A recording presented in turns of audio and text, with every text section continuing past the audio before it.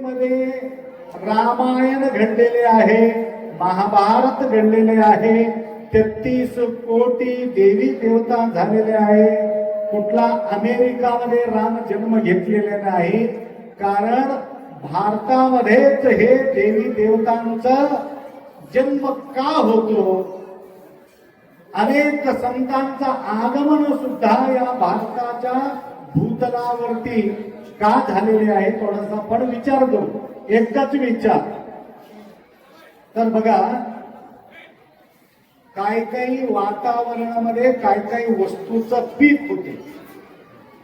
हे शेब असते की नाही, शेब कुठं पिकते? जम्मू काश्मीर. जम्मू काश्मीरमध्ये शेबा तयार होतात, परंतु या ठिकाणी शेब निर्माण करणे अवघड आहे. अक्रूट वगैरे तिकडच तयार होते, मग इथं का होत नाही?